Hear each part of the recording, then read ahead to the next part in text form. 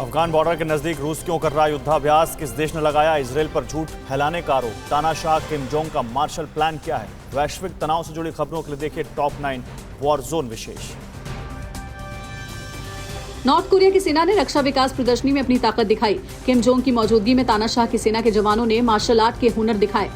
पूरी प्रदर्शनी के दौरान किम जोंग खुद सैनिकों का हौसला बढ़ाते नजर आए। रूस और ताजिकिस्तान की सेना अफगान बॉर्डर के नजदीक संयुक्त वॉर ड्रिल करेंगे। इस युद्धाभ्यास के लिए रूस के 4 सुखोई 25 फाइटर जेट से दुशांबे पहुंच चुके हैं। अफगान बॉर्डर के पास रूस 3 युद्धाभ्यास करेगा। इसे रूस की तालिबान को चेतावनी के तौर पर देखा जा रहा है। रूस और अमेरिका के बीच तनाव कम करने की कोशिशें जारी है। दोनों देशों ने एक दूसरे पर लगाए गए कुछ प्रतिबंधों को हटाया। मॉस्को में हुई मुलाकात के बाद अगले दौर की बातचीत पर सहमति बनी है।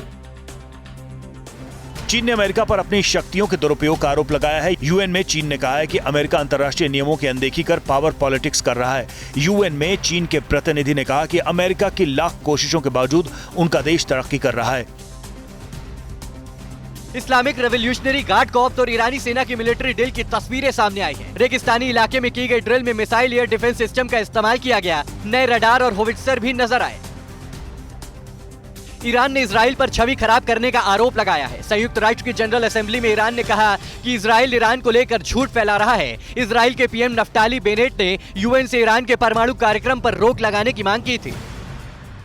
ईरान को लेकर इजरायल और अमेरिका में बातचीत का सिलसिला जारी है। वॉशिंगटन में उपराष्ट्रपति कमला हैरिस ने इजरायल के विदेश मंत्री यायर लेपिड से मुलाकात की। इजरायल ने अमेरिका को ईरान से परमाणु डील पर सावधान रहने की हिदायत दी है। कुवैत की सेना में अब महिलाएं भी युद्ध में शामिल हो पाएंगी। रक्षा मंत्री हमद जबेर अल अली अल सबाह ने कहा है कि महिलाओं के लिए लड़ाकू और अधिकारी रैंकों में शामिल होने के लिए दरवाजा खोल दिया गया है। भारत के विदेश मंत्री एस जयशंकर आर्मेनिया दौरे पर हैं। उन्होंने ट्वीट के जरिए आर्मेनिया पहुंचने की जानकारी दी। इससे पहले वो कजाकिस्तान पहुंचे थे, जहां उन्होंने सीमा पर आतंकवाद के लिए पाकिस्तान पर निशाना साधा था। परवाह देश की, सोमवार से शुक्रवार रात 10 बजे TV9 भारतवर्ष पर।